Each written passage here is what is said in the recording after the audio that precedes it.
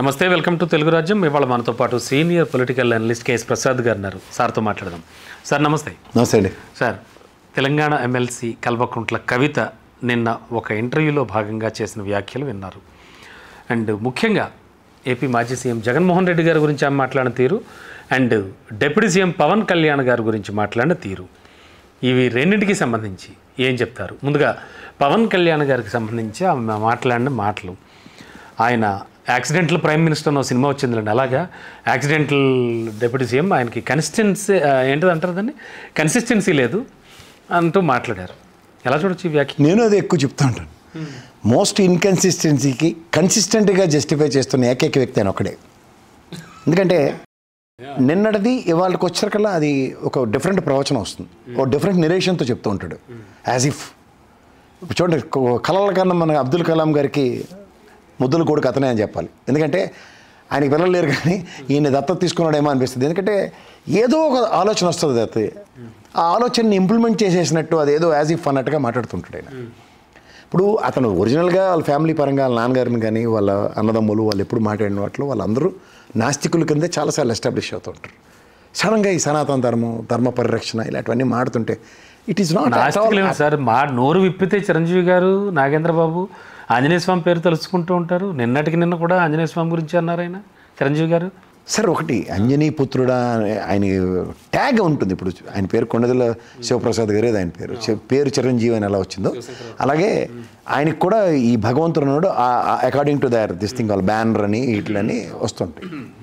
అంతకు మించి ఇంకేం లేదు. వాళ్ళు ఒకటి నేను ఎందుకు చెప్తాను, నాస్తికులు ఉంటారు వాళ్ళు డెలిబరేషన్ వాళ్ళ ఇంటర్వ్యూలోనే చెప్పారండి. ఐ వోంట్ బిలీవ్ ఇట్ అని చిరంజీవి గారు చెప్పారు. ఇప్పుడు నాగబాబు గారు అయితే ఇంక మరి ఇలా ఉంటుంది ఇన్కన్సిస్టెన్సీ నేర్చుకుందే పవన్ కళ్యాణ్ గారు ఆయన దగ్గర నుంచి. అంటే కవిత గారు ఆ మాట అనడంలో తప్పులేదంట. వాళ్ళు ఇప్పుడు కాదు, నాన్నగారు కానీ ఎప్పుడైనా సరే మాడితే వాళ్ళు ఆ విషయంలో ఇప్పటికి కూడా they stick to their guns, అట్లాగే మాట్లాడారు. సో అంటే కవిత చేసిన వ్యాఖ్యలకు సంబంధించి అంటే వాళ్ళు ప్రజెంట్ పొలిటికల్లో నేను ఒకటి చెప్తున్నాను సార్, ఉద్యమ నేపథ్యం నుంచి కేసీఆర్ గారు ఫ్యామిలీ వాళ్ళు the committed souls for politics.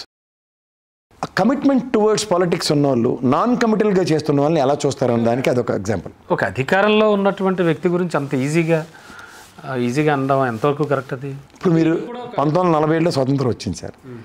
Gandhi గారిని రాజకీయ నాయకుడిగా మాట్లాడతారా, గాంధీ గారిని మహాత్ముడి కింద మాట్లాడతారా? ఫస్ట్ మహాత్ముడి కిందే మాట్లాడతాం.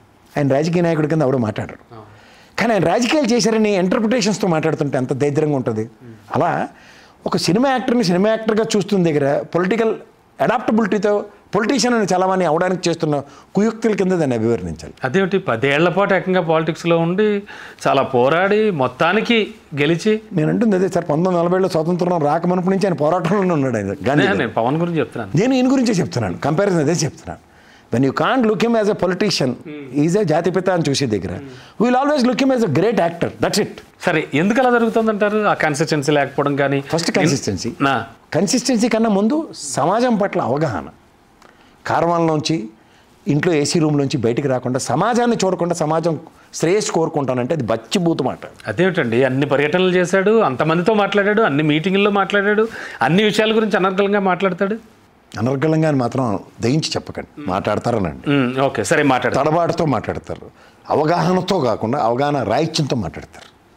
ఇప్పుడు 30,000 మంది అన్నీ కూడా అంతేనండి. నేను ఎందుకు చెప్తానంటే ఇప్పుడు ఆయన ఎదిగిన విధానం, రాజకీయ క్షేత్రంలో ఎదిగిన విధానాన్ని one should praise it. Because నాకు ఇలా కాదు కానీ నేను బతికి బట్ట కట్టాలన్న దగ్గర ఆయన ఎంచుకున్న మార్గం, ఆయన సక్సెస్ని మీరు కంపేర్ చేస్తే దానికి ఆయనే చెప్పాడు, నాకు సత్తు లేదు, నాకు చేత కాదని. దాన్ని మీరు ఇంకా సూపర్లేటివ్ డిగ్రీలో చూద్దామంటే అది మీ ఓపికకి మీ విజ్ఞతకు వదిలేయాలి. రాజకీయాల్లో గెలుపోవటములు అన్నదాన్ని బేరీజ్ వేసుకుని మాట్లాడే స్థాయి వేరు. ఎందుకంటే గెలవడం అన్నదే ప్రామాణికం అనుకున్నప్పుడు there will be lot of ways. అది కాదు సమాధానం.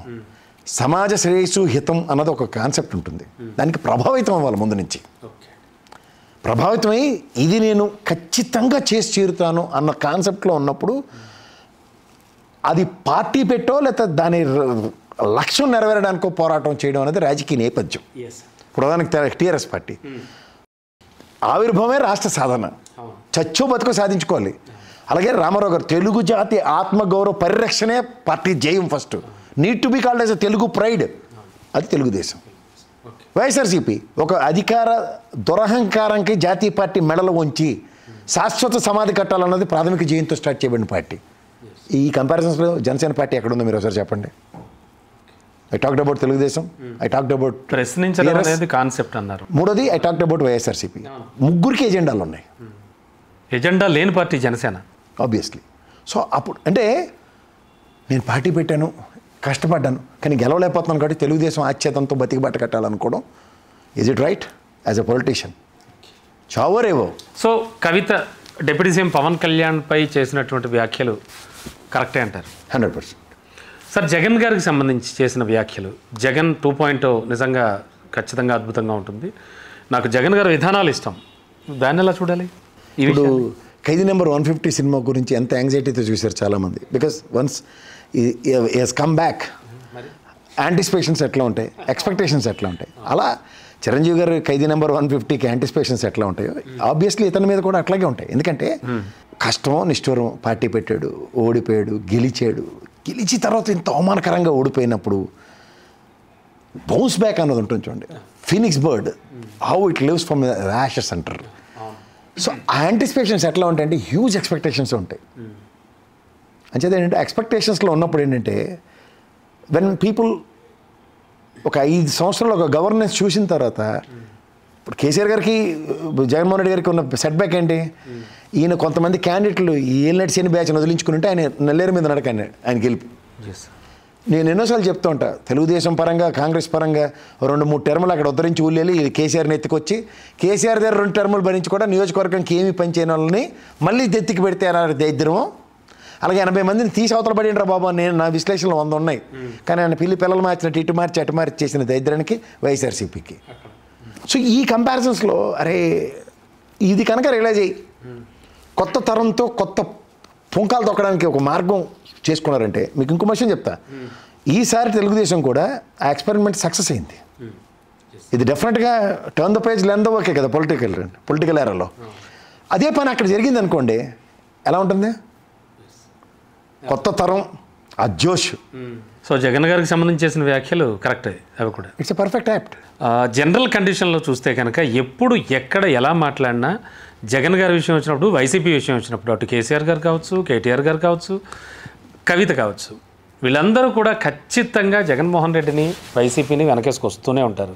ఏమిటి అవినాభావ సంబంధం ఏమిటి, ఎందుకని అంటే వీళ్ళిద్దరు ఇంతలా వెనకేసుకు రావడం వెనక ఉన్నటువంటి విధానం ఏంటి?